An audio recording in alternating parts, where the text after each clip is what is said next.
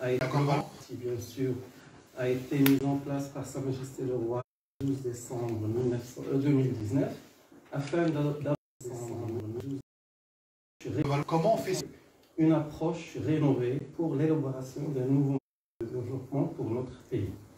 Mesdames et messieurs, notre pays a une grande chance de vous avoir en tant que Marocains du monde, qui par votre attachement et vos liens particuliers avec votre pays d'origine, vous participez activement à son développement et à son rayonnement à l'international grâce à votre contribution continue et votre soutien indéfectible. La grande importance qu'accorde notre pays à sa diaspora s'est traduite également par la forte présence au sein de la Commission des Marocains du monde qui ont contribué à l'élaboration du rapport de cette commission par leur implication tout au long du processus. La contribution de nos invités aujourd'hui est une preuve tangible de cette volonté et leur présence entre nous est une opportunité pour partager les avis et les réflexions sur la dynamique que ce nouveau modèle a créé dans notre pays, à la suite surtout des dernières élections qui donneront suite à un nouveau gouvernement. Je terminerai en vous souhaitant à toutes et à tous une belle après-midi, riche d'échanges et d'enrichissement, et en vous remerciant de votre attention.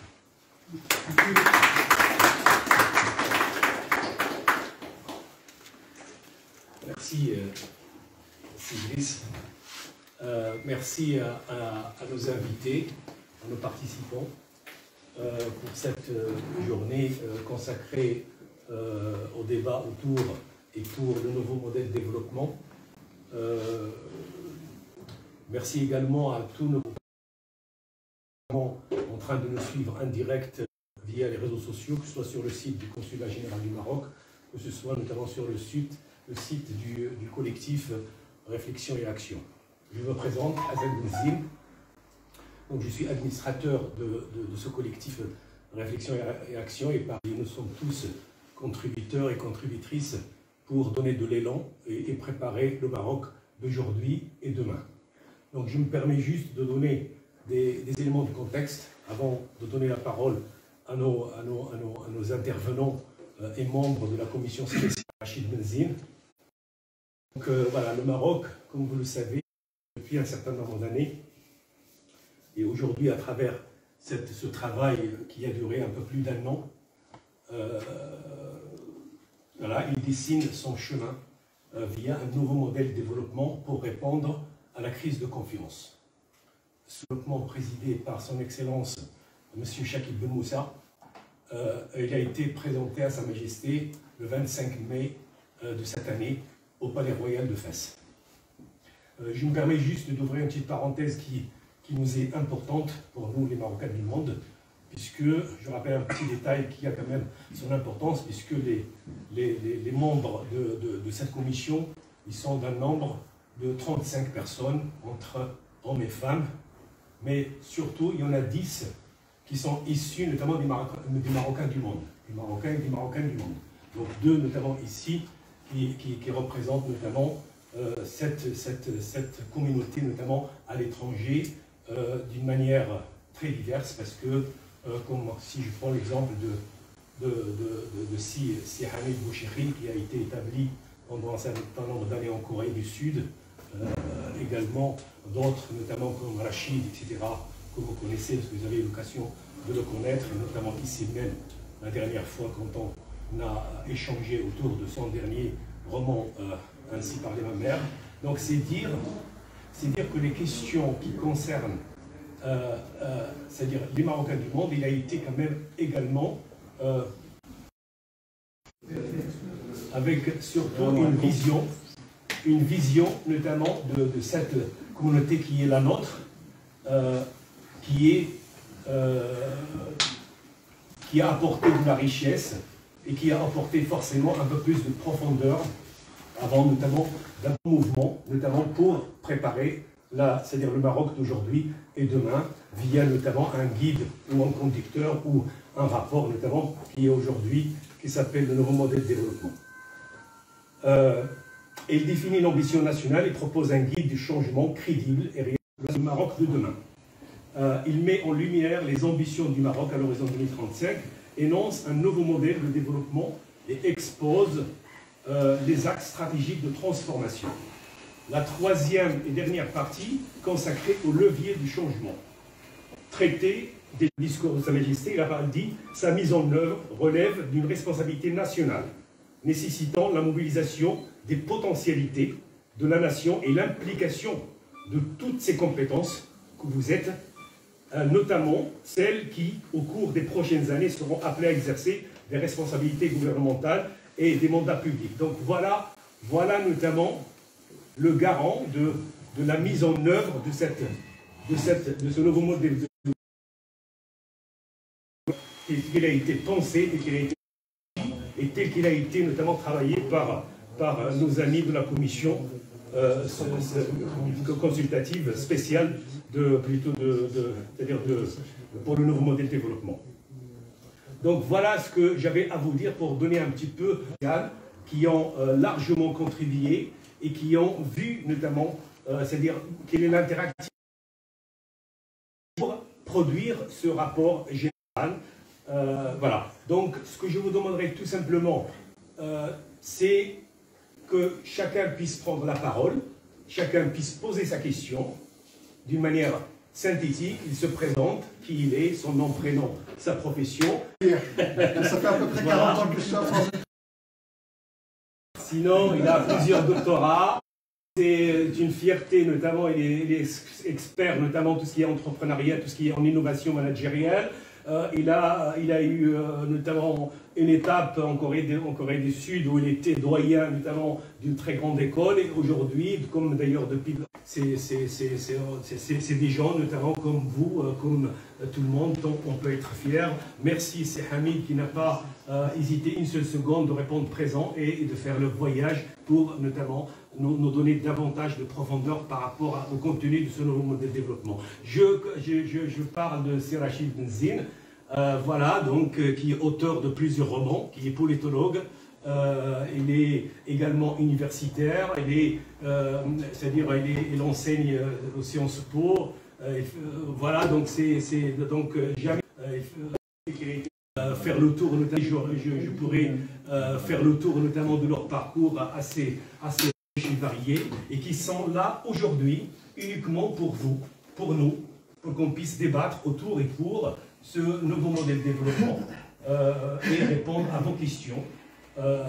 Voilà ce que... Donc je donnerai la parole notamment à Rachid ou Hamid, notamment pour se présenter, et immédiatement après, notamment, je vous inviterai notamment à qu'on puisse rentrer dans le débat directement. Est-ce que ça va pourrait faire le... Comment on fait ça? Super. C'est Hamid. Beaucoup, c'est Hassan, à toi et à ton groupe d'avoir pris l'initiative d'organiser cette réunion et m'inviter à participer. Cédric, à ma droite, merci beaucoup de nous accueillir. Il est important que nous puissions nous retrouver chez nous, hein, pour débattre de nos affaires. Merci vraiment. Merci beaucoup de votre accueil. Merci. Salam alaikum. Et puis, salam alaikum. Merci à vous d'avoir eu le courage de consacrer un samedi après-midi à cette réunion. Je sais qu'un samedi après-midi, surtout par le beau temps qu'il fait, on peut avoir envie ou besoin de faire beaucoup d'autres choses. Donc votre présence nous oblige. Merci beaucoup, votre présence nous oblige, et j'espère que cet échange avec vous vous sera utile et qu'il nous sera à tous utile. Merci. Alors, avec mon ami Rachid, nous avons convenu que je fasse une première intervention où je vais quand même essayer de résumer la quintessence du nouveau modèle de développement. Puis mon ami Rachid prendra la suite pour commenter le nouveau modèle de développement sous un autre angle de la société civile, notamment. Pourquoi je vais faire une petite introduction du nouveau modèle de développement? C'est parce que si vous avez cherché, si vous avez regardé, vous avez peut-être constaté que le rapport est assez épais. parce qu'il y a beaucoup de travail. Il y avait vraiment beaucoup de travail et le choix qui a été fait le choix de la commission et de son président Cheikh Ibn Moussa était de tout mettre dans le rapport. Alors il y a une synthèse, un rapport général, des annexes. Donc si vous avez essayé, vous pouvez avoir eu l'impression que c'est un peu touffu et qu'il faut aller chercher de nouveaux modèles de développement là-dedans. Alors, pour vous faciliter un petit peu la recherche, si jamais vous avez encore envie de lire ou le temps de lire, moi ce que je peux vous dire, c'est que le nouveau modèle de développement, il est composé de trois éléments. Il est sur trois piliers, sur trois jambes. Le nouveau modèle de développement, c'est d'abord une ambition pour le pays. À horizon 2035, je vous donnerai lecture de cette ambition, c'est juste un petit paragraphe, mais je pense que c'est important qu'on commence par là. Qu'on dit de quel Maroc rêvons-nous pour 2035? Donc il y a une ambition. Ça c'est le premier élément du modèle.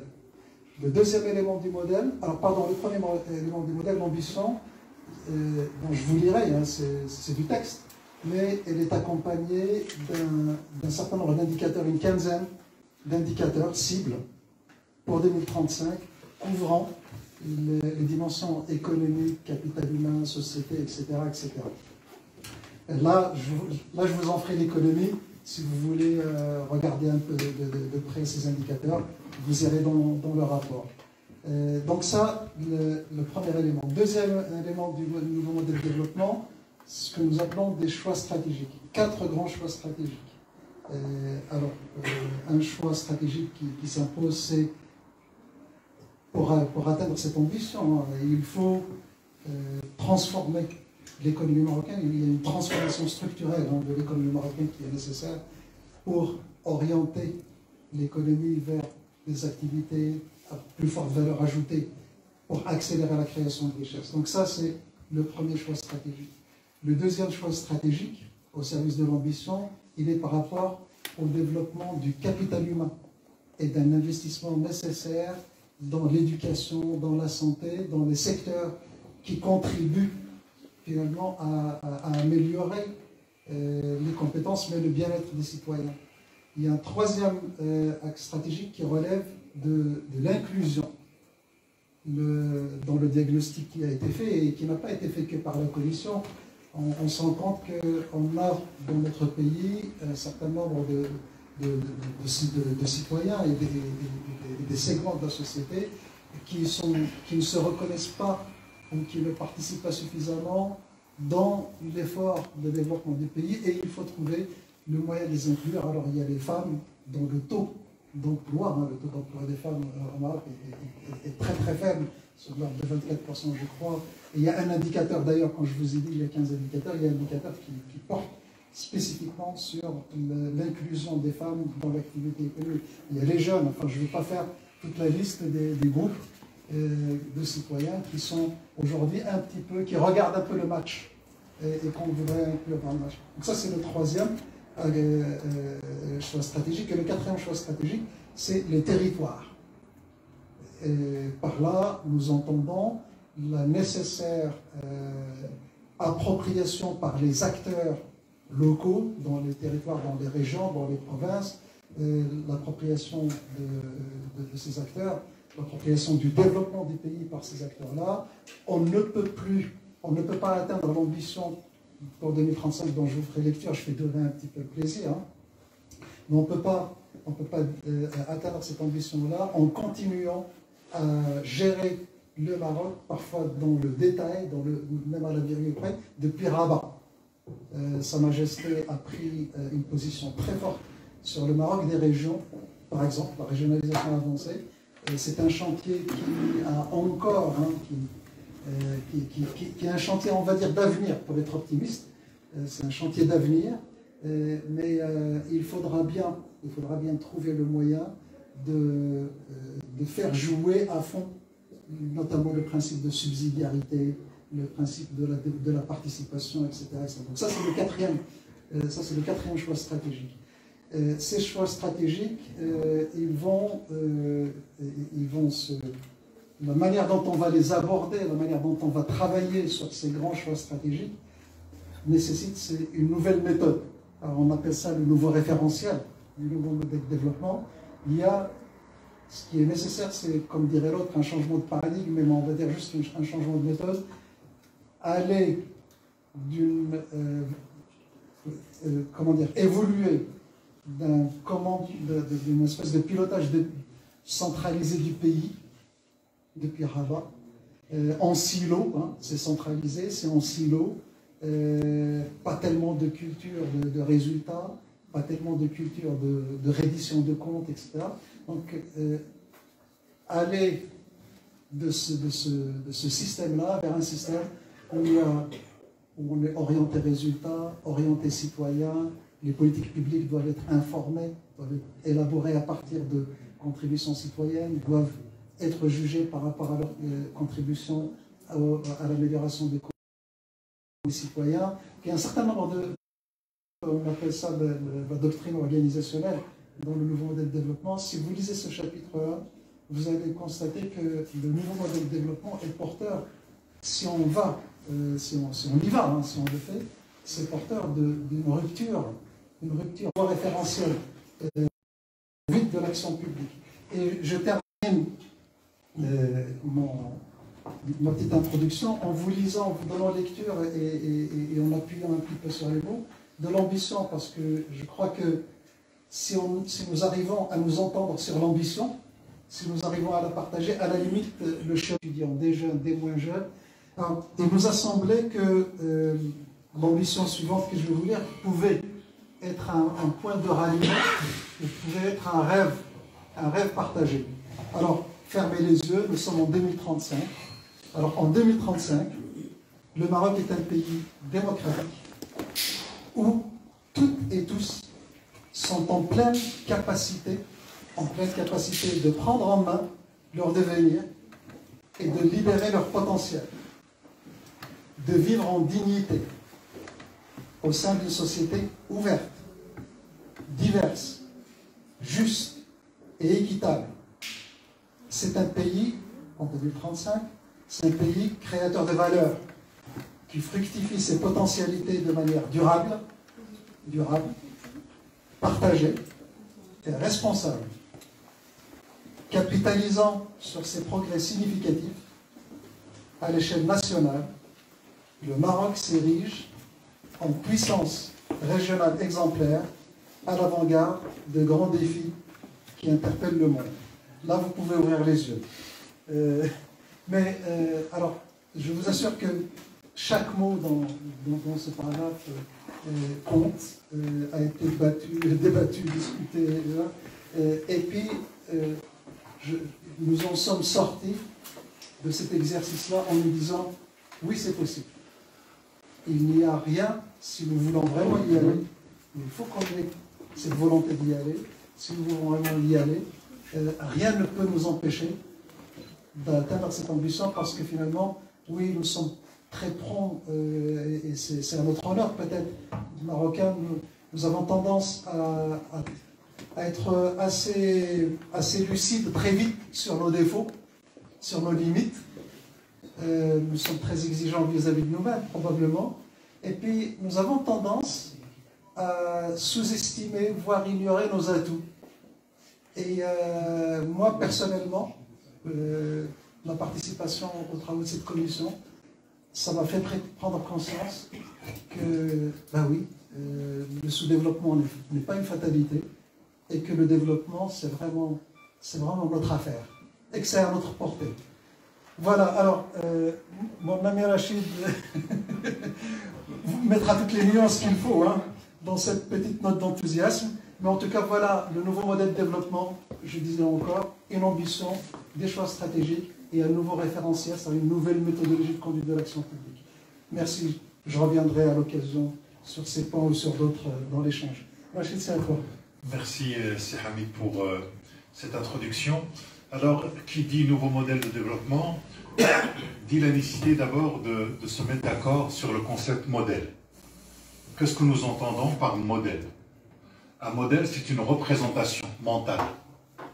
C'est une représentation mentale qui repose sur des hypothèses que nous faisons, des hypothèses à la fois de la lecture d'une société, telle que le Maroc, avec ce que vient de vous dire Hamid, à la fois avec son potentiel, la question de la durabilité en termes de ressources, la nécessité de se projeter en 2035 pour que le Maroc puisse devenir une puissance régionale entre l'Europe d'un côté, l'Atlantique de l'autre, la Méditerranée et l'Afrique, avec des capacités qui sont là, c'est-à-dire des capacités d'action des individus. Mais un modèle, ça suppose aussi des représentations. C'est-à-dire que nous avons tous des représentations de ce qu'est l'État. Nous avons tous des représentations de ce qu'est la société. Nous avons tous des représentations de ce que sont les Marocaines et les Marocains.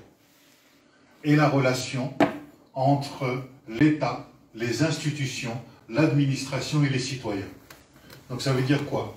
Ça veut dire que si on se plante de représentation, on risque de ne pas y arriver. Si notre regard, par exemple, sociologique sur une société ne correspond pas aux données factuelles que nous avons, aux données empiriques, ça risque de ne pas aller. Si, par exemple, je prends simplement la condition des femmes au Maroc, vous voyez, je ne parle pas de la condition, mais je parle des conditions plurielles, des femmes plurielles au Maroc. Si je prends, par exemple, cette donnée et que je regarde les représentations que nous avons des femmes au Maroc et la réalité sociologique, il y a une inadéquation entre la réalité et les représentations que nous en avons. Donc l'un des premiers, en tout cas le travail qu'il faut faire, c'est d'abord d'ajuster la représentation à la réalité. Ça c'est déjà un premier élément. Le deuxième élément, c'est de se rendre compte que nous avons tous, et nous sommes tous héritiers de représentations. Des représentations qui sont liées à l'histoire, des représentations qui sont liées à notre culture, à notre environnement, des représentations qui sont même liées à la langue. Et que ces représentations, nous en avons hérité. Nous avons hérité d'un certain nombre de représentations depuis globalement le protectorat et bien avant, et nous continuons à avoir des représentations sur la région, sur des concepts par exemple tels que Bled el-Makhzen ou Bled Siba. Voyez, donc ce sont des représentations qui sont encore malheureusement à l'œuvre et qui peuvent expliquer des blocages en termes de politique de régionalisation. Donc ça veut dire quoi? Ça veut dire que globalement, dans notre esprit, dans notre mentalité, il y a la partie invisible de l'iceberg que nous refusons de voir, qu'il faut expliciter parce que cette partie invisible de l'iceberg, c'est elle qui nous donne cette représentation du monde et une représentation de la société. Donc pour changer de modèle, il faut non seulement être conscient du modèle dans lequel nous sommes, mais il faut être conscient des représentations sous-jacentes à ce modèle-là, pour changer de représentation. Parce que c'est en changeant de représentation qu'on change, je dirais, notre rapport au monde, et notre rapport au monde va être changé par l'imagination et l'action. Globalement, si je prends historiquement, que ce soit Galilée ou Copernic, dans la manière dont ils viennent nous donner une nouvelle représentation du monde, du rapport de la Lune, du Soleil, de la Terre, il n'empêche qu'en changeant notre représentation de l'univers, ils ont changé les manières d'explorer l'univers. Vous voyez, donc ça veut dire qu'il n'y aura pas de nouveau modèle de développement s'il n'y a pas cette capacité de changer de mode de représentation, à la fois sur ce que sont les citoyens marocains, à la fois ce que c'est que l'institution en elle-même. Vous voyez, on ne peut pas dire que ce sont tous des voleurs ou ce sont tous des tricheurs. Vous voyez, donc ça, c'est des représentations. Il y a certainement des voleurs et des tricheurs, je ne dis pas que ça n'existe pas, mais à un moment, il y a l'idée de ce que pose Hamid, cette idée d'une ambition. Et une ambition, c'est un pari. Il se gagne ou il ne se gagne pas avec les secteurs qui ont été fondamentalement développés. Mais ce que l'on trouve au cœur de ce nouveau modèle, c'est comment traduire un nouveau rapport entre l'État et la société civile.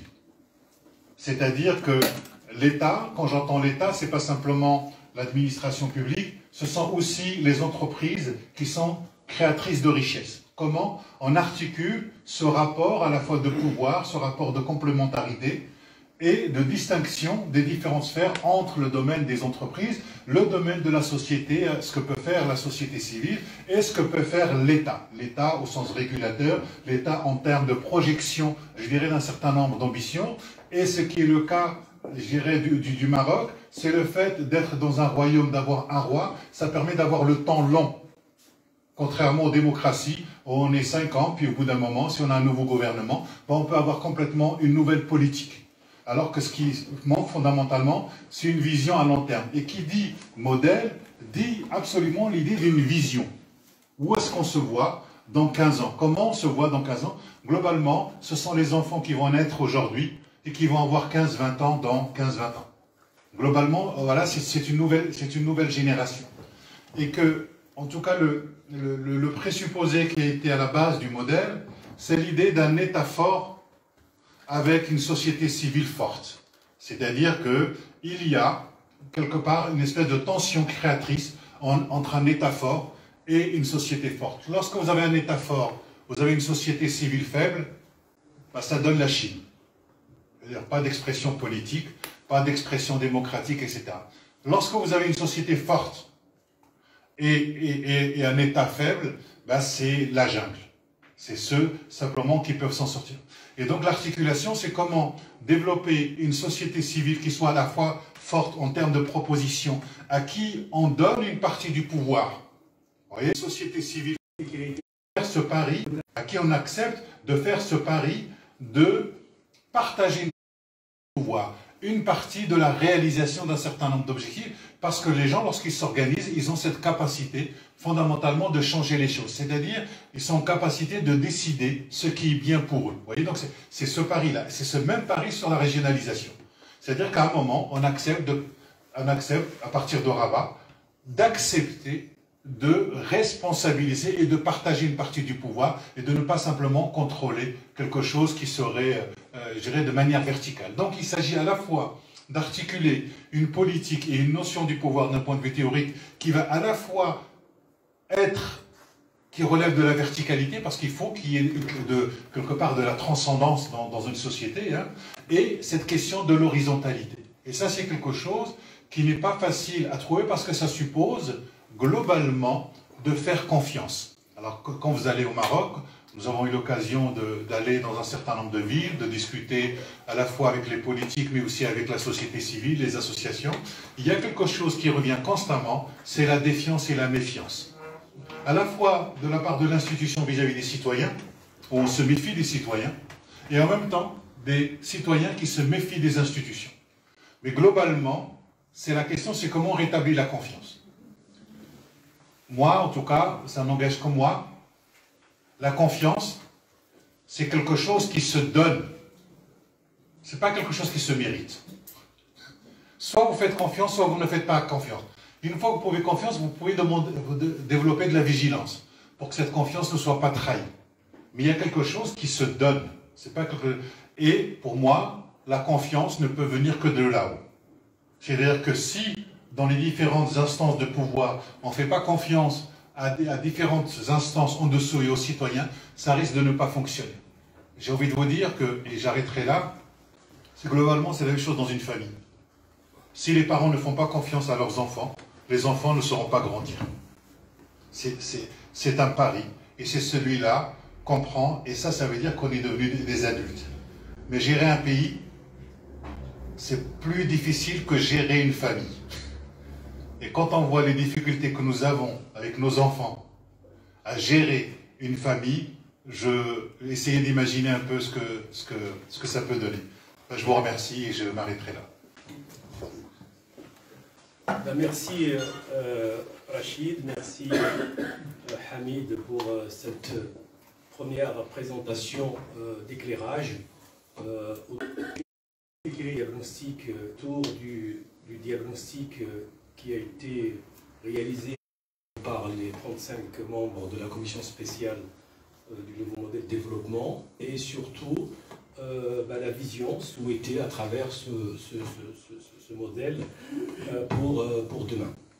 Donc je pense que comme vous l'avez compris, en tout cas j'espère comme moi, que nous sommes partie prenante en tant qu'acteurs, en même titre partie prenante que nos concitoyens marocains au Maroc, établis au Maroc. Que nos concitoyens, notre contribution, ça veut dire que notre place, notre contribution, il a beaucoup d'importance pour apporter de la vision, apporter notamment des idées et penser notamment à son pays. Et je me rappelle, comme vous tous, rappelez-vous, c'est dans la mémoire des Américains, ce que Kennedy avait dit à l'époque, avant de demander ce que votre pays peut faire pour vous. Eh bien, la fameuse question, c'est vous aussi, vous êtes responsable et demandez-vous surtout posez-vous surtout la question comment vous pouvez notamment, c'est-à-dire comment vous pouvez notamment aider votre pays. Pas dans ces termes, le sens est là. Donc, c'est pour ça, c'est une belle transition pour dire combien la volonté dont on a besoin pour concrétiser les recommandations, les préconisations aujourd'hui formalisées dans ce rapport, ont leur importance voilà, dans le temps. Et nous, on est partie prenante là où nous sommes pour, dans un second temps, s'approprier le rapport, le sens, l'esprit, et peut-être s'organiser avec les compétences en région du Grand Est, nous-mêmes, vous représentés par vous autres, et on vous remercie de votre présence parce que c'est déjà un premier acte, notamment d'amour et de responsabilité vis-à-vis notamment le Maroc que nous aimons pour demain. Donc là, on va lancer le débat et je vais vous inviter, bien évidemment, à poser notamment vos questions. C'est Hamid ou c'est Rachid, ils vont devoir répondre et donner du sens à vos interrogations. Donc, juste pour changer les choses, comme il l'a dit tout à l'heure, Rachid, on va plutôt commencer par une femme. Alors, bon, je vais commencer par Samira. Donc, le format, il est tout simple. Le format, c'est qu'on a besoin de savoir qui vous êtes, donc présentation, parcours, etc., rapide, et votre question notamment. Et après, charge à Rachid ou à Hamid. Donc, je passe le micro à Samira. Merci beaucoup, c'est Hassan. Rachid. C'est Rachid. Merci beaucoup, c'est Hamid et c'est Rachid. Et merci à M. Patchou pour cette conférence qui va nous faire tous beaucoup de bien. Donc, moi, je suis Samira Papi-Kremer, je suis professeure en virologie à l'Université de Strasbourg, à la fac de médecine et directrice de l'Institut de virologie. Alors, ma question, c'est effectivement, voilà, c'est une vision très ambitieuse et qui donne beaucoup d'espoir, on a tous envie d'y croire. La question qui se pose, c'est comment avoir l'adhésion de la population, comment changer cette représentativité dont vous avez parlé chez des personnes qui sont déjà adultes, ou surtout si vous donnez cette régionalisation de pouvoir, quelle est la méthode qui va être prise ou choisie pour entamer ce changement, qui je pense qui est très difficile, même sur 15 ans. Merci, Samira. Merci beaucoup. Oui, alors c'est aussi un peu pour Rachid de la question de la défiance que Chat et Chaud décrit le front. Nous sommes aujourd'hui effectivement, c'est un moment critique. Il faut que les responsables du pays, et notamment ce nouveau gouvernement, donnent des gages. Rachid disait, la confiance se donne. D'accord? Donc il va falloir donner quelque chose. Il va falloir que ce nouveau gouvernement qui aura la responsabilité de la mise en œuvre du nouveau modèle de développement, il faudra qu'il donne des gages, il faudra faire des choses concrètes pour montrer aux Marocains que la représentation traditionnelle, l'État, il vaut mieux être le plus loin possible de l'État, il vaut mieux pas avoir affaire à l'État, l'État n'est là que pour ces représentations qui sont bien installées, pour les changer, il va falloir donner des gages. Je pense que après, les gens vont dire « Ah oui, tiens, oui, ils sont en train de le faire. Ils sont en train de le faire. Ils sont en train d'investir, effectivement, dans l'éducation. Ils sont en train, effectivement, de transférer des responsabilités et des budgets, des responsabilités et des budgets et des attributions par région. Ils sont en train, alors, à un moment donné, dans une conduite du changement, à un moment donné, il se crée une espèce d'irréversibilité du changement. mais ce n'est pas gagné d'avance. Alors il y a des leviers qui sont envisagés dans le nouveau modèle de développement, il y a des leviers de conduite du changement. Alors on compte beaucoup sur le digital, par exemple, pour moderniser l'administration et quelque part corriger ou préempter un certain nombre de dysfonctionnements qui viennent du fait qu'on doit passer par un intermédiaire. Je ne ferai pas de dessin, d'accord? Donc le numérique, il y a aussi l'idée d'investir.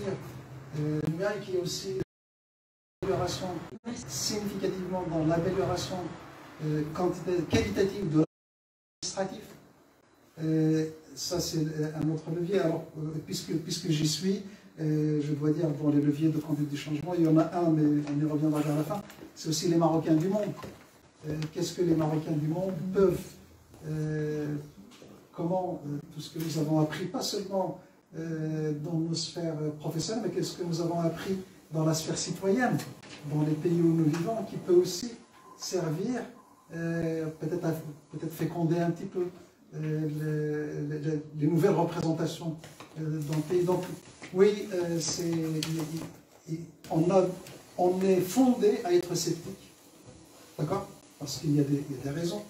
Mais je crois qu'on est aujourd'hui... Moi, ça n'engage que moi.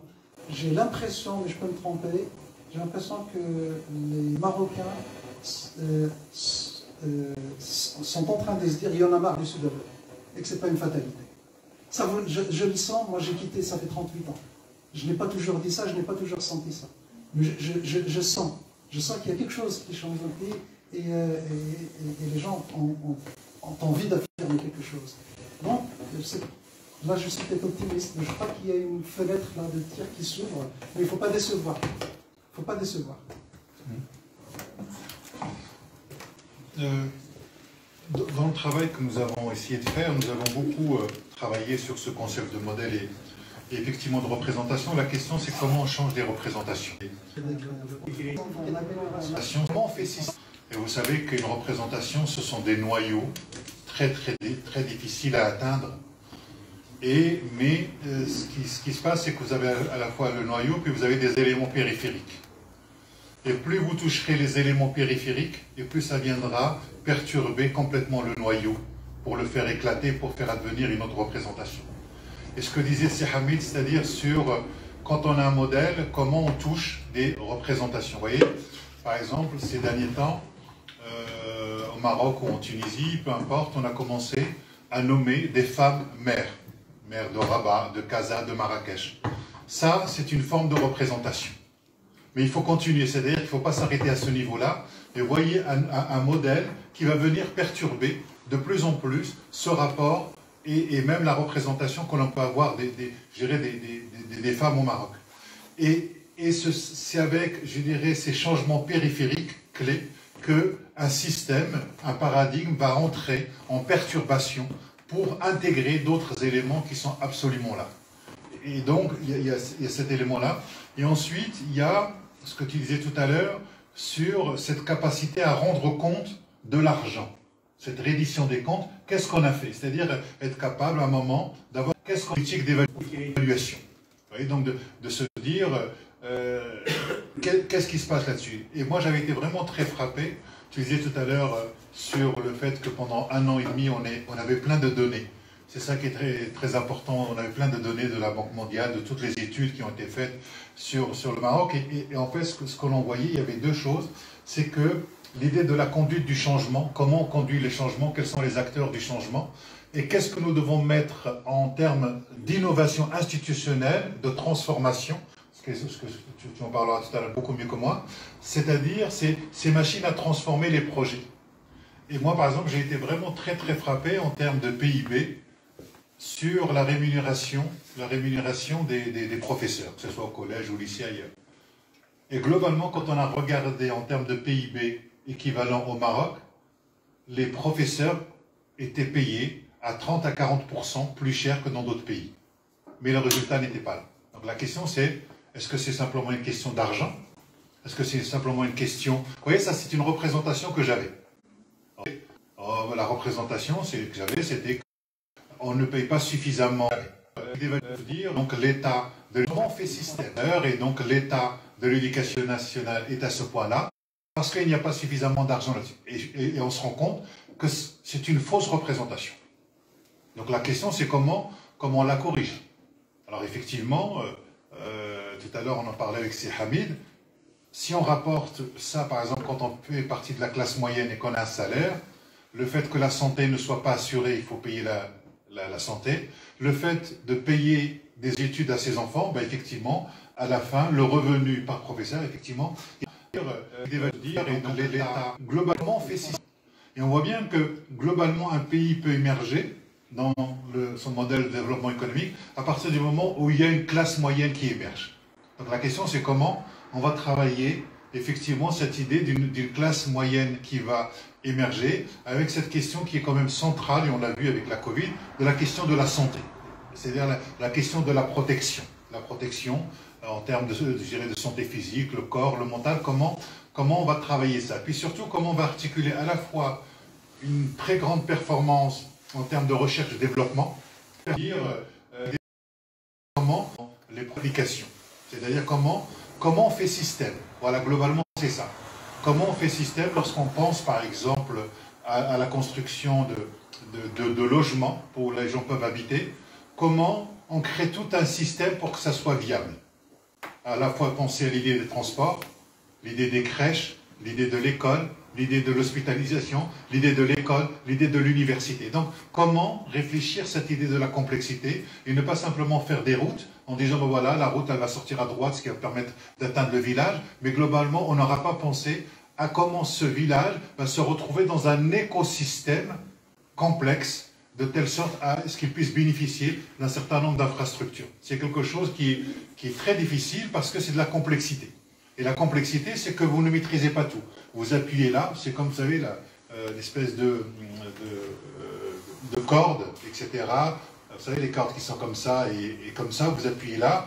D'un seul coup, vous ne savez pas quel est le mouvement et le balancier que ça va avoir. Et c'est ça qui va être plus difficile, c'est d'introduire les gens dans la complexité. C'est-à-dire que si à un moment, le niveau de formation des citoyens n'augmente pas pour comprendre l'environnement dans lequel ils vivent, on risque de ne pas y arriver. Et on risque d'avoir des discours simplistes, populistes, qui disent il faut, il n'y a qu'à, on devrait faire, etc. C'est beaucoup plus complexe. Et donc du coup, lorsque le niveau d'éducation et de formation d'une partie de la population augmente, ça permet de mieux saisir, je dirais, les enjeux. Parce que le Maroc n'est pas seul, il est dans un contexte de mondialisation, dans son rapport à l'Europe, dans son rapport à la Chine, dans son rapport à l'Amérique, dans son rapport à l'Afrique. Et c'est cette ambition-là qui, en tout cas, que le Maroc pose, de devenir je dirais, une puissance régionale. Ouais, pas simplement d'être un intermédiaire entre l'Europe et l'Afrique, etc., ou au sens de passage, mais de se dire, au sens de etc., dans d'autres pays comme la Corée, etc., comment on fait advenir un pays avec cette puissance régionale et comment on va développer le soft power avec la culture. Par exemple, si vous prenez la Turquie, le soft power de la Turquie, il est énorme en termes de représentation. La Turquie, par exemple, a décidé d'avoir une grande industrie en termes cinématographiques et de séries. Mais n'empêche qu'elle exporte son modèle par la télévision.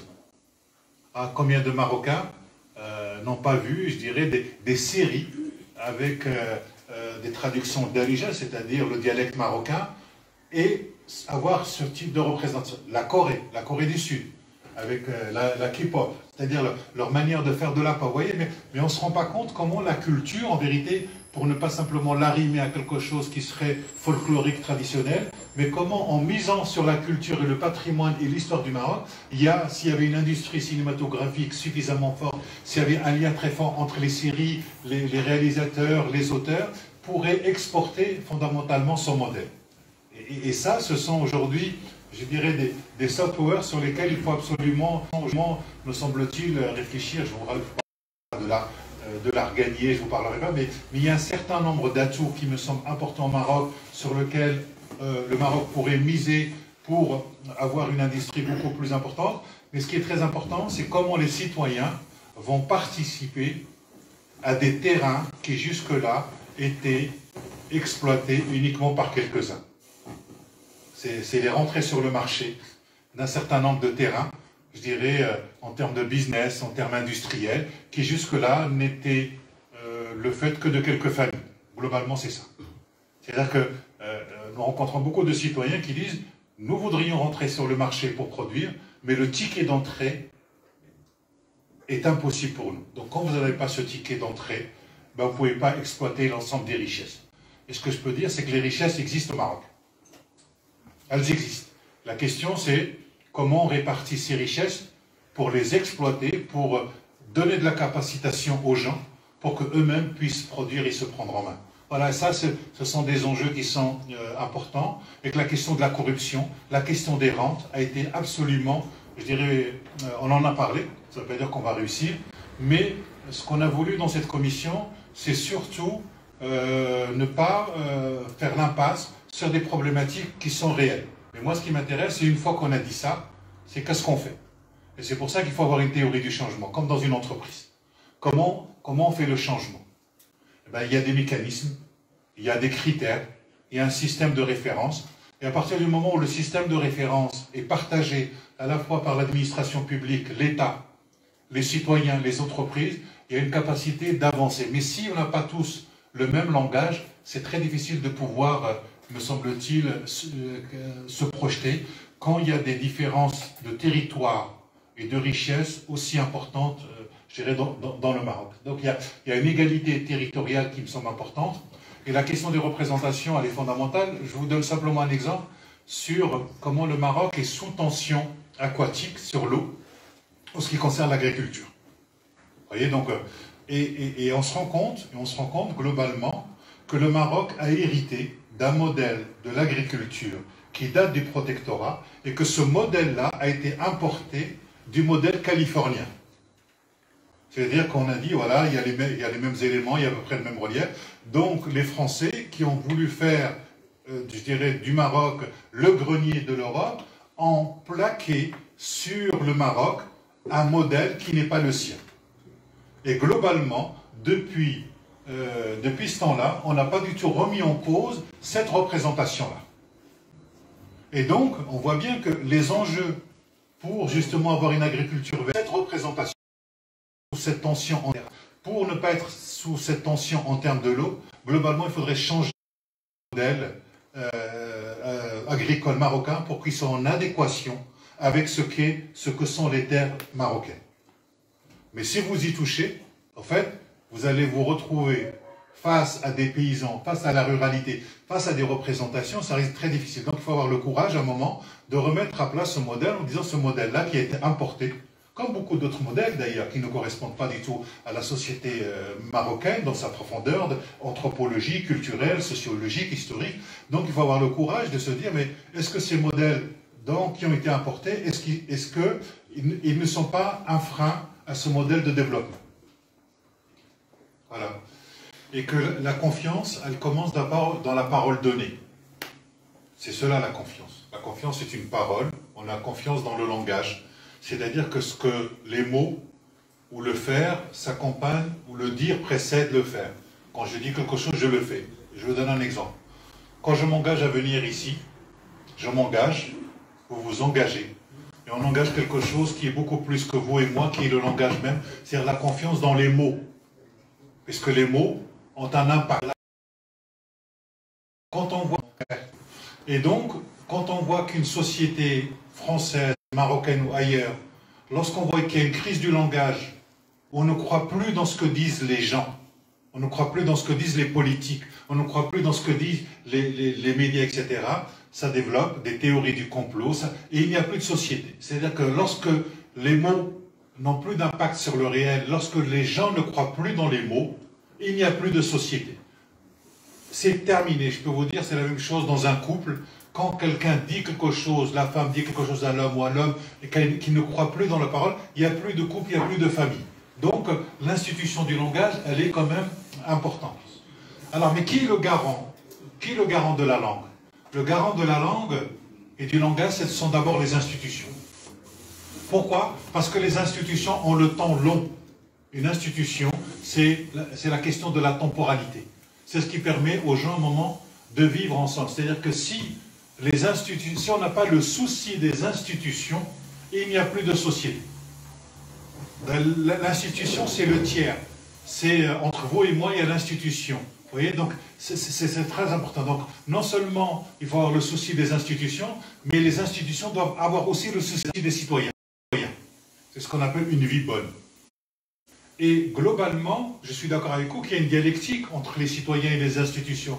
Mais globalement, celui qui donne confiance, c'est celui d'abord qui est en rapport de force, qui est en rapport de pouvoir. Et c'est pas pour rien tout à l'heure que j'ai pris l'idée des parents. Si les parents ne font pas confiance à leurs enfants ne peuvent pas très bien se construire. Si à un moment vous avez une fille ou un garçon, vous dites je te fais confiance, il y a de grandes chances qu'ils ne trahissent pas votre confiance et vous allez l'aider à grandir. Parce qu'en faisant cela, si vous lui dites j'ai confiance en toi, il va avoir confiance dans sa propre parole. Et en ayant confiance dans sa propre parole, dans sa propre action, il vous fait confiance parce qu'il reconnaît en vous une instance, non pas de pouvoir coercitif, mais une instance d'autorité au sens où elle l'autorise à grandir. Donc c'est pour ça que je dis, si la confiance doit émaner quelque part, elle doit d'abord émaner de ceux qui ont le pouvoir, de ceux qui sont adultes. C'est comme cela qu'on permet aux gens, à un moment, qu'ils puissent grandir et que nous, les adultes, nous puissions nous retirer pour laisser à d'autres la capacité de grandir. Mais à chaque fois qu'une institution a fait confiance à ses citoyens lui rendent bien. Voilà, donc globalement, c'est pour la pérennité des citoyens. Maintenant, en ce qui concerne les 35 membres de la commission, ce que l'on peut dire, c'est qu'il est très difficile de savoir sur quels critères les gens ont été choisis. C'est très difficile. À moins d'aller s'adresser à Sa Majesté et dire pourquoi vous avez mis lui et pas un autre. Et voilà, donc si on veut rentrer dans cet arbitrage-là, on peut. Simplement, est-ce qu'on aura accès pour avoir cette parole? Je ne suis pas sûr. Maintenant, ce que l'on peut faire par contre, c'est d'essayer de voir quels sont les types de profils. Quels sont les types de compétences qui ont été, quelque part, quels sont les citoyens. Et donc, on se dit, globalement, on fait mobiliser. Et de se dire que parmi ces mobilisations, est-ce qu'il y a un secteur ou une compétence qu'on aurait oublié? Oui, certainement. Mais toute commission, elle a à la fois sa force et ses faiblesses. Mais si on s'arrête là, effectivement, on est coincé. Mais par contre, ce qui est très important, c'est comment cette commission a donné la capacité à d'autres qui ne sont pas dans la commission de pouvoir dire des choses très fortes et que ça soit écouté. C'est-à-dire que pour moi, la force d'une commission, ce n'est pas tellement sa composition, c'est plutôt sa capacité à donner la parole à en dehors d'elle, quitte à ce qu'elle soit critiquée de l'intérieur par des gens qui sont de l'extérieur et qui la remettent en cause et qui remettent en cause un certain nombre de données qu'elle n'a pas vues suffisamment ou des angles morts, gérés de sa propre réflexion. Ce que l'on peut dire, si on mettait, vous savez, parce que vous avez tous les débats, ils sont disponibles sur Internet. Toutes les personnes qui ont été auditionnées, c'est disponible sur Internet. Vous pouvez demander à la commission, vous pouvez avoir toutes les données et toutes les remontées, je dirais, de terrain. Et c'est ça qui me semble très intéressant, c'est dans quelques années de se dire, cette matière-là, qu'est-ce qu'elle est devenue? Et c'est ce travail système. Et c'est ce travail, je dirais, Et ce que vous dites est tout à fait normal. La question, c'est comment on va corriger ça et comment on va permettre à plein de gens de pouvoir participer à cette contribution. Mais je suis d'accord avec vous, on n'avance que par la critique. Et pour moi, la critique, elle est constitutive de l'acte même du changement. Et de se dire, là, on s'est planté. Là, on a mal évalué. Vous voyez, donc, c'est pour ça que je vous disais qu'un modèle, c'est une représentation et un pari. Est-ce qu'il va être de la conjoncture?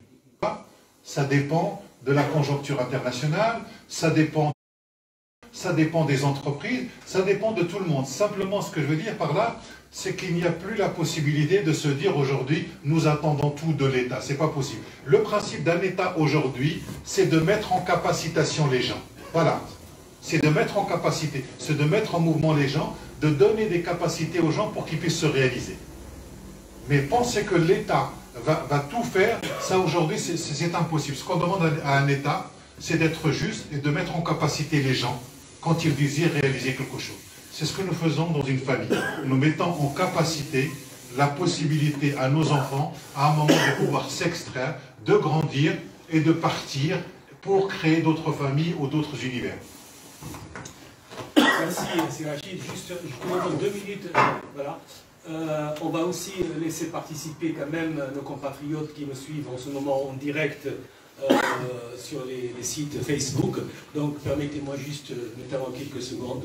Voilà. Donc il y a une question de fond qui a été posée. Le Maroc est face à un enjeu climatique énorme, mais malheureusement reste marginal dans la vision futuriste du Maroc. Quelle est votre vision sur ce point?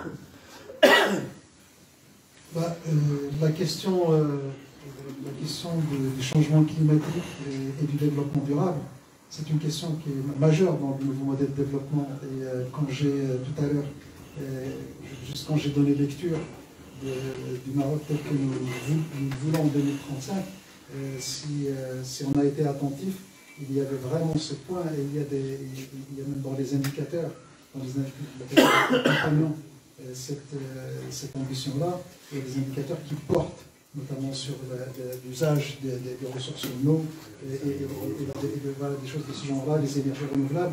Non, vraiment, là, la question du changement climatique, certes, le Maroc a peu de levier sur le climat, d'accord, mais il y a quand même des mesures, il y a des choses qu'on peut faire à son niveau et qui sont quand même aujourd'hui intégrées dans le nouveau modèle de développement. Merci, c'est Hamid. Donc voilà, donc je m'adresse à nos...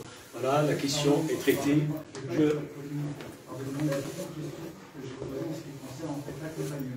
Est-ce qu'il y a un budget qui est mis en place ou pas? Alors, j'allais répondre. Merci de nous rappeler la question. Alors, vous savez, comme tout le monde sait, la commission sur le modèle de développement n'est pas une instance exécutive. D'ailleurs, elle n'est pas non plus une instance représentative. Elle n'est pas élue. Donc, elle assume de n'être ni représentative ni exécutive. C'est une commission citoyenne désignée par Sa Majesté, à qui Sa Majesté a posé une question. Et elle a travaillé dans ce cadre-là, et elle n'a même pas décidé de publier le rapport. Donc, le destinataire du rapport, c'est Sa Majesté, et du rapport,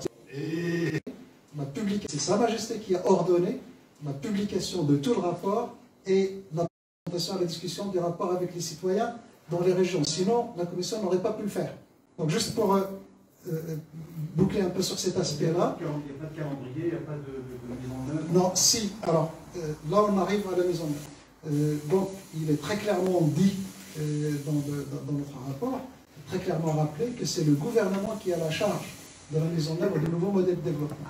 Donc, on a un nouveau modèle de développement et normalement en formation, et normalement, il y aura un mécanisme au sein du gouvernement. Il y aura un mécanisme, je ne sais pas comment il va être appelé, franchement, hein, mais il est prévu un mécanisme dans le gouvernement pour assurer la mise en œuvre opérationnelle du nouveau modèle de développement. Et là, vous aurez normalement, si tout se passe bien, vous aurez des réponses sur le calendrier, les priorités, le calendrier, les budgets, etc. etc. Mais aujourd'hui, on est quelques jours trop tôt. Voilà, tout ça, ça sera, je crois, dans la deuxième quinzaine d'octobre, première quinzaine de novembre en principe. Merci. Merci. Déjà, merci pour votre participation active. Soyez juste indulgents avec moi par rapport au ordre de passage que je peux louper. Il n'y a pas... Donc, c'était... Voilà, c'est bon. Allez, ça va. Donc, non, bon, allez. Alors, très scientifique, mon prénom. Voilà, question. Donc, bonjour, je m'appelle Mostafa Amiedine, donc l'Arabie c'est Hamidi Mustafa. Voilà, je suis consultant dans l'industrie depuis une vingtaine d'années. Je suis également président d'une association humanitaire qui s'appelle en fait Solidarité Assas Maroc, dont c'est Hassan est l'un des fondateurs. Donc je tiens à remercier Hamid et ici Rachid d'être déplacés aujourd'hui pour nous éclairer sur le modèle, parce que également de remerciements vont au consulat et toute son équipe qui a préparé ce... Alors je vais aller rapidement aux questions. D'abord, je suis vraiment ravi que le Maroc possède une vision, une ambition, mais aussi un cap. Finalement, ce qui est important, c'est d'avoir un cap. La vitesse, c'est une autre histoire, la transformation, c'est une autre histoire. On est bien d'accord. Mais pour éclairer mon lanterne, comme dirait l'autre, j'ai deux petites questions, sachant qu'il y a des réponses déjà qui ont été faites entre-temps. Et mes questions sont les suivantes. Quelles sont les forces et les faiblesses de ce modèle? Et deuxièmement, je vais les trouver. Vous avez traité pas mal de sujets sans tabou. J'ai remarqué, j'ai lu rapidement le rapport de 75 pages, hein, je crois, il y avait ça, oui. Vous avez parlé de l'économie de la rente. Vous avez dit que vous allez vraiment aller vers l'économie de la production. Est-ce que vous avez, par hasard, des recommandations pour essayer de minimiser l'effet de l'économie de la rente, pour éventuellement progresser dans l'économie de la production? Merci. Merci.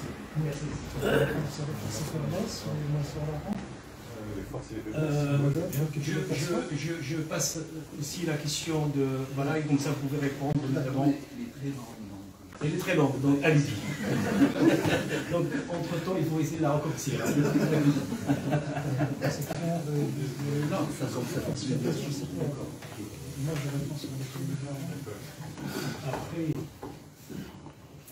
Alors, sur le principe d'un modèle, c'est très difficile, je dirais, ce sera très rapide, c'est très difficile de savoir quelles sont les forces et les faiblesses, parce que ça suppose de le mettre à exécution. Et en le mettant à exécution, on verra un peu ce dont il est capable. Ce qui est très intéressant, me semble-t-il, et ce qui manquait à beaucoup de rapports, parce que la critique qu'on avait, c'était des rapports sur le Maroc, il y en a eu, qui ont été faits. Les partis politiques ont fait des rapports, la Banque mondiale a fait des rapports, des instances ont fait des rapports. Après, ça reste lettre morte. Et en tout cas, nous, le pari qu'on s'était dit, c'est qu'on a tenu compte vraiment à la fois de cette critique et toutes ces données. Et on s'est dit que ce qui a manqué, c'est le processus de changement. C'est-à-dire, qu'est-ce qu'il faut mettre en place comme institution, comme unit transformation, comme tu dis, puisque c'est lui le maître de la gestion, comment on transforme tout cela.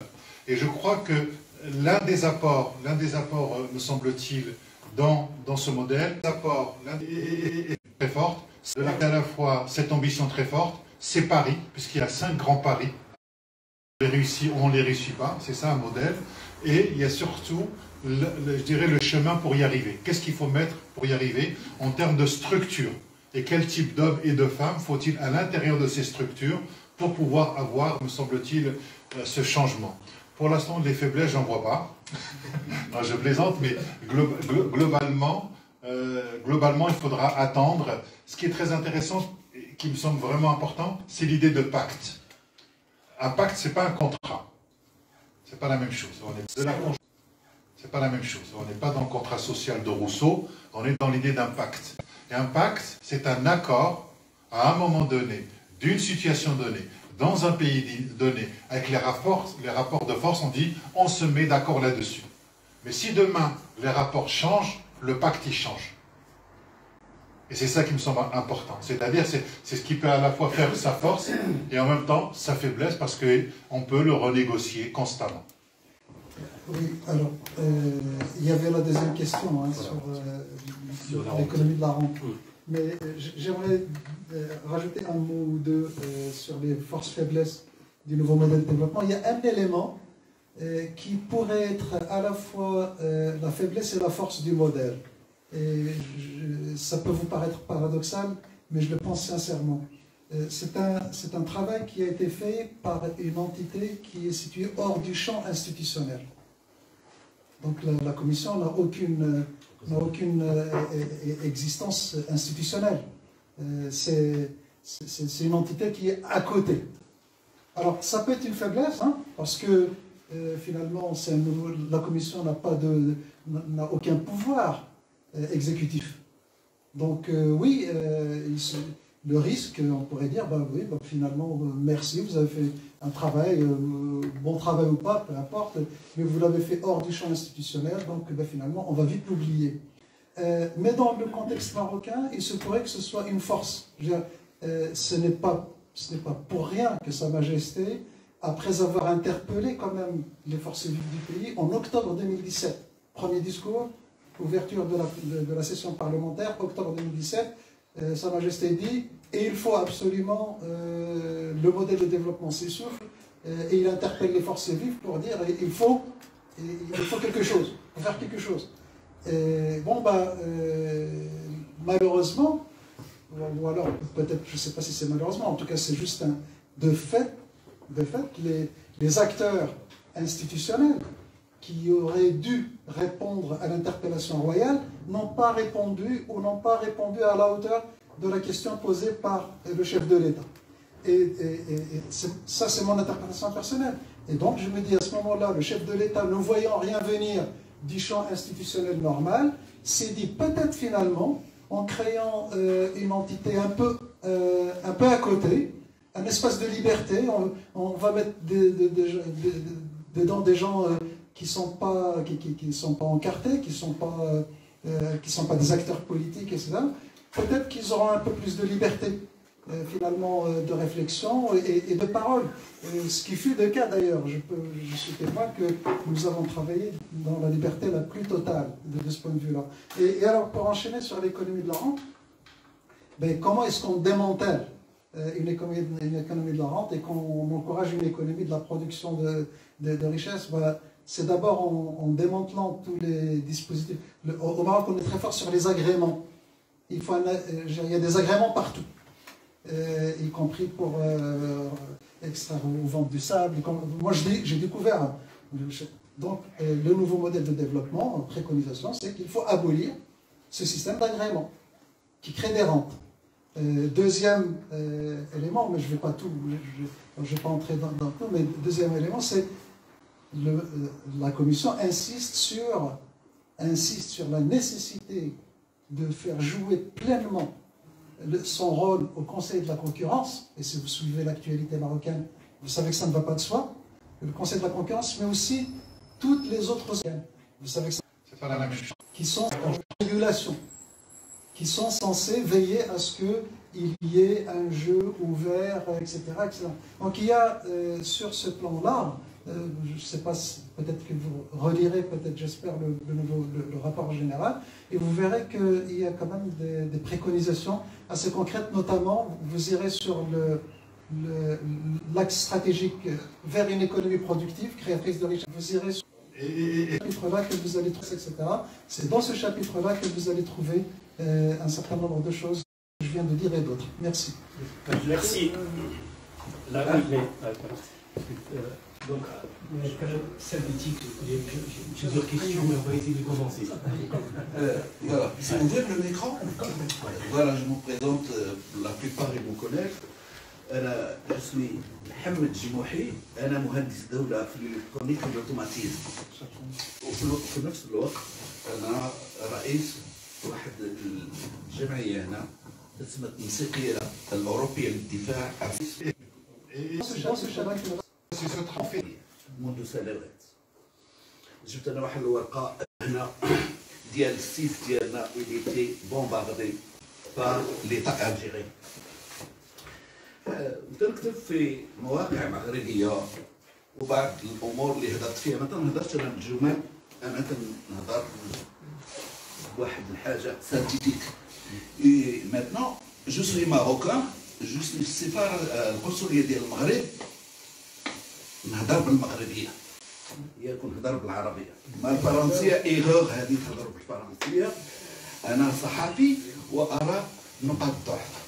ثانيا سمحوا لي، حنا جينا معطلين، كانت واحد المانيف في لوطوغوت، واحد المانيف دونك اون ا الميكرو خدام. Donc, on n'a pas pu assister dès le début. Excuse, أنا غنعاود واحد النقاط اللي جينا بغينا نهضروا معكم فيها. هو ثانيا السؤال الأول هي كيفية تمت مشاركة لي زيليمون في هذا ديال السيد موسى. حنا كنا في الأول بعد جا هنا حضرنا معاه. Et on était dans la presse.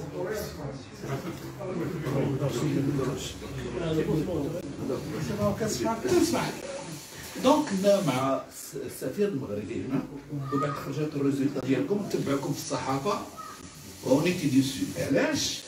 على المشكل ديال الانتخاب ديال المغاربه. هنا في فرنسا انا كنت حاضر ودرت واحد الرابور في الصحافه المغربيه نهار كانت في 2011 ديك الفوت على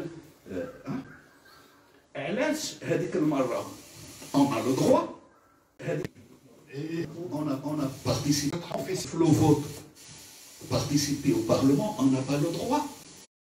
J'étais déçu. هذا البرلمان هذا الانتخابات اللي دازت علاش ما عندناش لو دروا. فوالا دونك ثانيا هذه القضيه ديال المغاربه في العالم شفناها المشكل ديال لي باطو ديال المغرب. الناس بغا يسافروا سمحوا لي جو سوي هانديكابي جو دي مال نو جو بو ريستي لا. On a vu في المشكل ديال لي باطو ما كانوا شركات ديال المغرب. On a vu لو مراكش المغاربه منهم لو مراكش الى كوماناب. داك السيد اللي كان مكلف او الناس اللي كانوا مكلفين بهذيك الشركه فين مشاو الفلوس؟ علاش صدقت تم افلاسها؟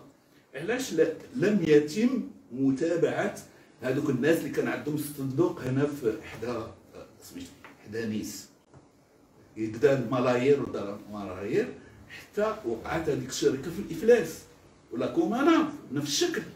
انا كنت في النورماندي كنت تنشرب اتاي مع مغاربه في لي باطو ماروكان كنت تيجيبوا الفسفاط النورماندي. هذا المشكل ثاني على مغاربه العالم.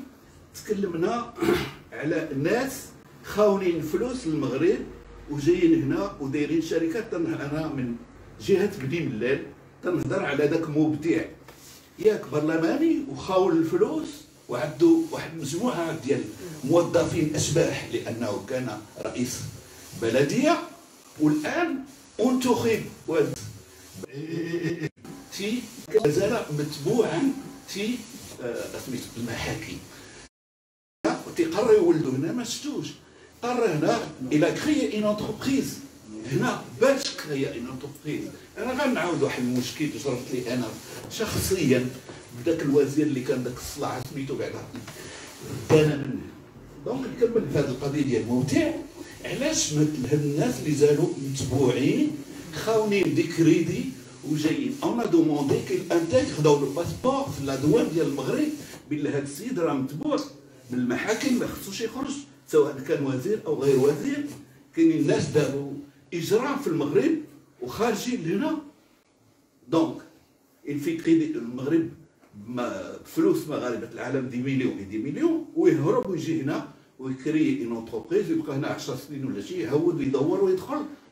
ثانيا نتكلم على 10 سنين ديال الاشباح ديال الموظفين الاشباح في البلديات.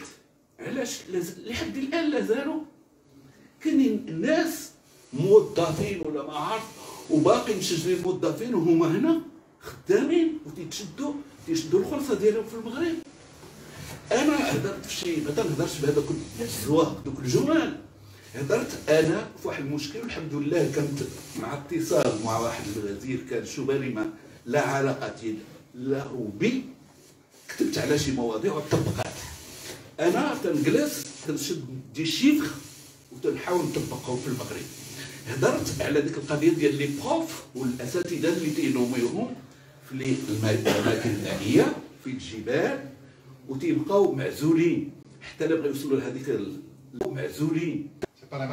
يجي باش يسو اوبليجي باش ياخذوا حمار حشد يمشيو هذيك المنطقه حتى الطيار تيطيب في هذاك القسم ياك اللي كوبي دو موند. انا كتبت واحد الموضوع وتطبق هما دوك المدارس الجماعيه اي تناخذوا واحد لو كوان في جبل ولا منطقه قريب ما وتديروا واحد العمليه ديال سو اوبليجي كون تديروا فيها فيها توليكول تديروا فيها انترنا وتديروا فيها كان لي مجموعه واحد 6 ولا 7 الاساتذه وتطبق وغادي يطبق. هذا رئيس الحكومه الجديد غادي يمشي في هذا المشوار. هضرت ثاني على مشكل داك ديال الفلاحه. تنعتمدوا تعرفوا بلي تنعتمدوا على الامطار في الفلاحه. دونك قلنا علاش الفلاحين ما يديروا اون اسيغونس مرة دار زراعة وما دارتوش لي زاسيغونس بحال هنا يعطيوه داكشي اللي خسر. هدرت في هذيك القضية ديال الدراري اللي ما تتبعوش القراية ديالهم. قلت لهم il faut faire une petite bourse pour les parents pour qu'ils peuvent suivre leurs enfants scolariser ou non وتعاونوهم في الدخول المدرسي لشراء الادوات. دونك هذاك الانسان اللي تيشد هذيك لابورس تاع الدري ديالو يلي اوبليجي باش يتبع ولده وطبقات. هضرت على القضيه الثانيه النباتات. il faut faire une sélection ديال النباتات في المناطق اللي تتبغي الماء. نديروها في المنطقه اللي تتبغي الماء اللي تتبغي تنوض في مناطق جافه دار في مناطق جافه. تكلمت على ذاك الهندي ما عندهاش تسموه الصبار طبقات الفكره ولاو تيديروه في سيدي افني في الصحراء في مناطق جافه بحال مناطق اخرى كوازم الى غير ذلك ونجحت القضيه. دونك لازالت مجموعه اللي هضرت فيها. هضرنا لا ديغنيغمون قبل لي زيليكسيون الان باش يدخلوا ويديروا دي زاسيغونس وداكشي ديال بحال السيم هنا وموا واحد البطاقه ديال داك السيد اللي تيبيع في الزنقه لسنوات تيوصل داك Donc, la dernière c'est pertinent ce que vous dites. فوالا غنهضر التجربه ديالي تهضر على مغاربه العالم. انا شي انجينيور.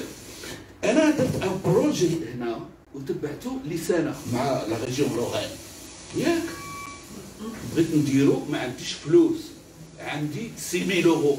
موا لو بروجي ديالي تتطلب 100000 اورو. جا بيرو اللي كان هذيك الوقت قدمت ليه واحد اللجنه كانت بحالكم كانت هي في نيس في ديك النواحي ديال قدمت لهم البروجي كيفاش غادي يدار الى غير ذلك. نجح البروجي. جيت للمغرب مشيت لكازا كان معنا هذاك بيرو ومجموعه ديال الناس اللي معاه الى غير ذلك. استقبلنا في الدار البيضاء بقينا تما في الدار البيضاء. خرجنا الكوميسيون مشيت انا وفرنساوي هضرت معاه وحضرنا على البروجي ديالي. قال لك لا بغيتي بعد مشينا لتما لقينا مشكل اخر. كان هناك مجموعه ديال المشاكل وفي التتميمه وفي لا كونكلوزيون جو سوي تري كنا تنتمناو من هاد اللجنه باش في هاد اللغه ان ريبريزونطون ديال مغاربه العالم ماشي مغاربه العالم معولين عليهم جوست بور انفوي لو كومون مي arrêtez de chanter à chaque fois on va réfléchir on va réfléchir à votre هضروا بالعربيه جو سو ما كيعرفوش العربيه ومغاربه بحالهم. Donc, mais les questions de fond, un constat. Non, essayez un petit peu de marocainiser les choses. Parlez au nom des Marocains. On a marre. On va répondre. Donc, si je résume, tu as traité problème de corruption, manque de suivi par rapport à des affaires. Et tu as fini par notamment la protection sociale, la généralisation, la sécurité. Parce que, ok, donc.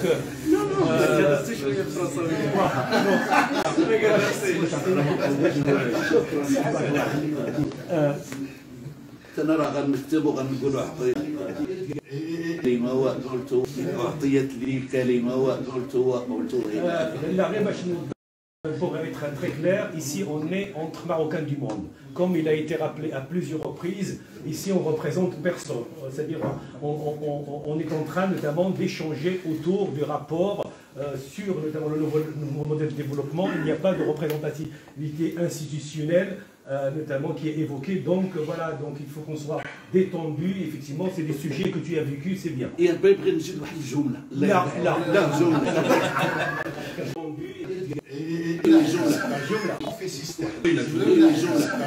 والله أنا جي غامي une photocopie ديال احنا أشرف على واحد الموسيقية جمعية مغربية فرنسية ولكن نتكلم عن المشكل ديال هذه القضيه الوطنيه دوفني سنوات حتى واحد ما كيهضرش معنا ولا يجيب فينا ولا يعاوننا ولا شي عارفه. دونك اون ايتي بيغاتي بار ليتا الجيريان. حنا il y a des techniciens qui ont travaillé 24 sur 24 pour mettre notre site en état de marche. Donc, Jumla. Non, بغير نهضر. كاينه مجموعه ديال الجمعيات في المغرب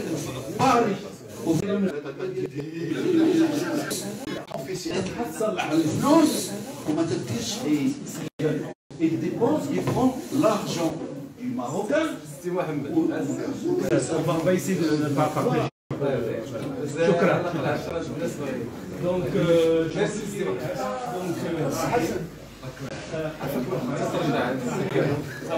après, le monsieur. Bonsoir. Donc,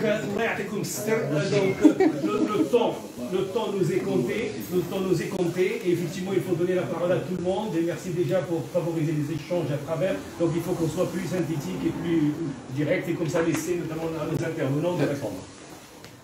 Bonsoir, je vais essayer d'être très bref. Rahim Fayek, psychologue clinicien, président, du moins responsable d'une association ADEP qui travaille dans le domaine de la santé au Maroc. Il organise des caravanes chirurgicales presque mensuellement, actuellement, pendant cette période difficile. Moi, je suis convaincu. Je suis convaincu que le changement va s'opérer rapidement. Et je vous dirai pourquoi, tout simplement ce que je suis en train de remarquer.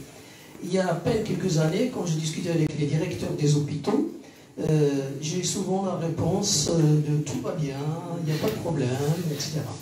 Ces derniers temps, je dirais encore hier et aujourd'hui, les gens de l'association de Sondaïs, nous avons des directeurs d'hôpitaux, par exemple de Sidi Slimane, d'Azro, de Missoul, etc., qui nous disent non, tout ne va pas dans le bon sens. On n'a pas de, par exemple, réanimateur, alors qu'il y a des listes de 100 personnes, 120 personnes qui doivent être opérées, etc. On n'a pas de chirurgiens spécialisés dans le domaine de la pédiatrie, etc.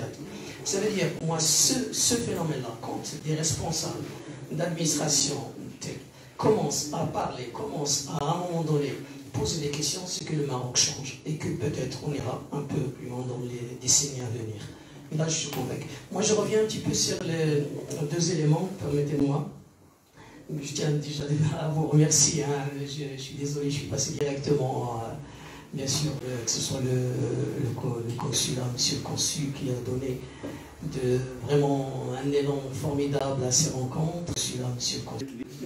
Et toujours, c'est Hassan qui est toujours à la page et qui essaie de nous emmener à la discussion et aux échanges. C'est Hamid, voilà. Et c'est Rachid. Déjà la dernière fois, on a échangé sur un autre thème qui était formidable. On s'enrichit, en tout cas moi je m'enrichis chaque fois quand je suis dans des espaces comme ça. Je vais revenir sur les représentations, disons. Vous avez donné un exemple concret par rapport à l'élection de 3 femmes dans des grandes villes marocaines. C'est formidable. Il y a aussi des femmes aux alentours de Taouit, aux alentours un peu partout, hein, des femmes dans des villages, dans des villes. Cependant, il y a aussi, par contre, dans les représentations, des éléments négatifs. Sur la région, par exemple, de l'Est, la ville d'Oujda est une grande ville. Une femme est arrivée largement en tête, vraiment largement en tête, maître Salima Parachi. Donc je ne partage pas ses idées politiques, mais j'appréciais et que vraiment, j'étais heureux de la voir. Cette dame a été évincée d'un coup. Bon, parce que les partis l'ont décidé, hein, les 3 partis l'ont décidé de mettre un homme à sa place. Ça aussi, c'est une représentation négative. Il y a des représentations très positives que nous avons, qui vont nous permettre d'avancer. Certes, que les Marocains vont prendre l'exemple sur ça et qui vont vraiment comprendre que le Maroc change, que la place de chacun, que ce soit femme ou homme, est importante. Il y a aussi ces côtés négatifs, malheureusement, de voir des femmes évincées. Hein. Et un deuxième élément dans moi j'aurais aimé, je ne sais pas si vous avez parlé, parce que je suis arrivé aussi un peu en retard à cause d'embouteillage, on a eu vraiment des problèmes sur la route. Vous avez parlé de justice. quelque chose qui me semble important. Moi, la commission, je la suis un peu de loin, et je trouve que le travail que vous faites est très, très intéressant, et qui permet, je suis convaincu, d'avancer un peu, même si ce n'est pas beaucoup, mais moi, un peu, dans les décennies à venir. Cependant, je reste, par exemple, qui m'a vraiment choqué, c'est qu'aujourd'hui, plusieurs élus, hein, ce n'est pas des simples élus, hein, des présidents de conseils, par exemple, des conseils régionaux, des maires, des députés, sont poursuivis par la justice, ont été jugés, condamnés à la prison pour certains, et les voilà réélus au relais. Et je crois que ça aussi, je pense, si on arrive au Maroc, à un moment donné, je dirais, à faire avancer l'idée aussi, au moins, cette personne-là peut, au moins, le temps que le jugement n'est pas se présenter aux élections, ce serait formidable. Ça, c'est aussi une représentation très négative par rapport au pays. Qu'est-ce qu'ils vont dire les citoyens marocains? Ils vont tout simplement dire, voilà, on veut que le Maroc change. Le Maroc change, c'est ça qu'il faut comprendre, il faut le savoir que le Maroc change énormément. Et on le remarque, moi je le remarque, chaque fois que je me déplace, chaque fois que je vais, compris les administrations, etc. Il y a énormément de choses à changer encore. Hein. Vous avez parlé de la correction, il y a plein de choses qui doivent changer. Cependant, il y a des efforts, hein, il y a des efforts qui se font. Moi, j'ai tellement envie de voir mon Maroc évoluer dans le bon sens et qui trouve vraiment cette place qui est un leader, bien sûr, régional dans l'avenir. Voilà, je souhaite de tout cœur que le changement s'opère dans tous les domaines.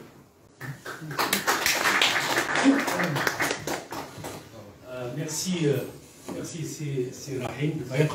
Donc je peux dire juste 30 secondes, un témoignage par rapport à ce qui est fait réellement et d'une manière factuelle sur le terrain du Maroc auprès des nécessiteux depuis un certain nombre d'années à travers l'ADEP et toutes ses composantes, l'équipe, Cédric, etc., le représentant local de NEF Strasbourg. Vraiment, cette année, je crois, c'est la 24e campagne médico-chirurgicale au Maroc, où beaucoup de Marocains, à travers tout le territoire du Maroc, en bénéficient depuis quand même un certain nombre d'années. Et je peux vraiment, il mérite d'être même applaudi.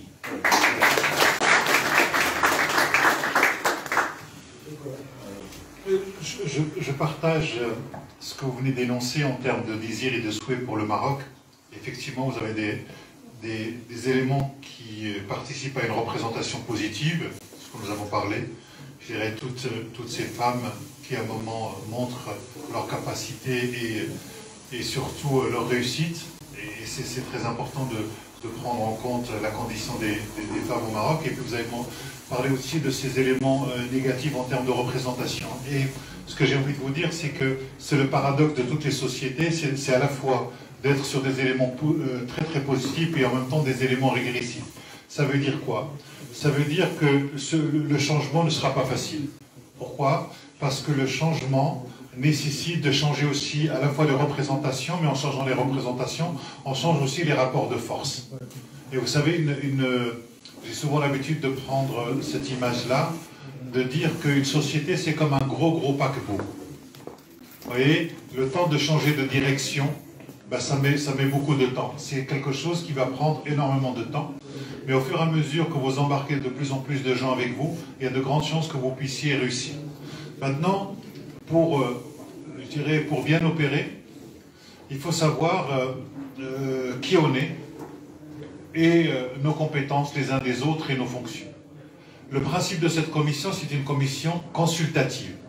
Alors, comme vous l'aurez remarqué, je ne suis pas le chef du gouvernement et Hamid n'est pas ministre. Et Hamid n'est pas ministre.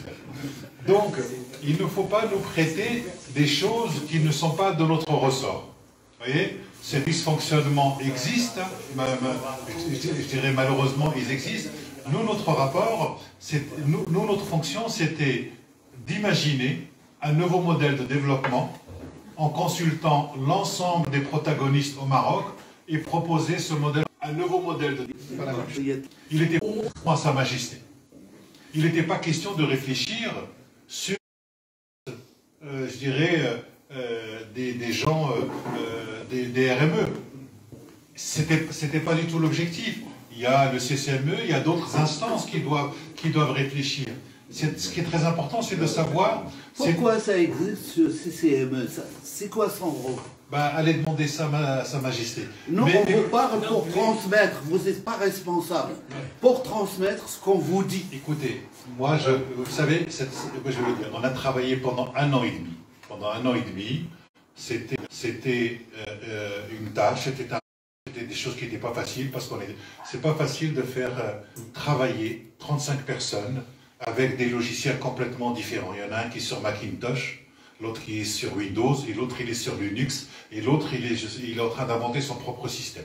Déjà, se mettre d'accord sur une vision, ça c'est quelque chose qui n'est pas facile. Ensuite, c'est pas facile de fonctionner dans un pays où la question de la défiance et de la méfiance est continue. Et même quand vous dites aux gens que c'était un travail bénévole, que personne n'a été payé, il y a l'idée que vous avez été payé. Ouais, donc cette idée de la suspicion, que je peux comprendre, hein, mais que je peux aussi notamment expliquer et sortir fondamentalement des données. Maintenant, ce que j'ai envie de dire, c'est qu'il ne faut pas prêter à cette commission plus qu'elle ne peut. C'est-à-dire que le véritable travail commence maintenant, avec le nouveau gouvernement, avec toutes ces instances qui vont être créées, et sur l'application, et comment les préconisations vont être appliquées, est-ce qu'elles seront applicables ou pas? Est-ce qu'on peut les corriger? Comment? Avec qui? Avec quels moyens? Vous savez que c'est un processus qui va être, je dirais, très important. Ce qui se passe sur l'administration d'un point de vue digital, il y a quelque chose qui est très important pour lutter contre la corruption, pour avancer sur cette question, je dirais, d'une meilleure justice. Mais globalement, ce que j'ai envie de vous dire, c'est que les dysfonctionnements que vous avez au Maroc, vous les avez aussi en France. Vous avez des dysfonctionnements, vous savez, les délits de reconnaissance, le mépris, l'humiliation. Je fais un travail sur la reconnaissance, je peux vous parler que l'humiliation, elle est constante. Donc ce qui est très important, c'est effectivement de pointer, effectivement, là ça ne va pas par rapport à une question de droit, par une question de principe, par une question de justice, et vous avez le droit, je dirais, il faut qu'il y ait des gens qui soient mécontents d'un certain type de fonctionnement, et parce qu'on a besoin de contre-pouvoirs, on a besoin de gens qui nous disent, là ça ne va pas, c'est vrai, mais ce que je veux dire, c'est que le changement, dans toute existence, ça demande du temps. Et quelqu'un qui vient vous dire « je vais vous changer ça tout de suite » est un menteur. C'est un menteur. Politiquement, ce sera, du populisme, ce sera de l'extrémisme qui prétend vous redonner de la puissance. C'est faux. La gestion du pouvoir, ça relève de la complexité. Un pari, c'est sur une génération. Vous voyez bien, vous avez des enfants, le temps qu'ils grandissent, le temps qu'ils quittent la maison, c'est une génération. Et même quand ils ont quitté la maison, vous continuez à vous soucier d'eux. Donc, ce que je veux dire, c'est que ce qui se passe à l'échelle d'une famille, d'une cellule familiale, il faut accepter, il y a un moment, il y a un principe qui est, je parlais tout à l'heure de la confiance, mais si à un moment vous ne faites pas aussi confiance, reconnaissez confiance dans ce qui est système, vous n'avez pas confiance dans ce qui est en train de se proposer, ben, vous savez, le danger, il n'est pas uniquement vis-à-vis d'une commission, vis-à-vis de gens qui agissent. Le problème, c'est que si vous ne faites plus confiance à personne et ni à aucune institution, au bout d'un moment, c'est vous-même, vous n'allez plus avoir confiance dans votre propre parole et dans votre propre action. C'est cela le danger.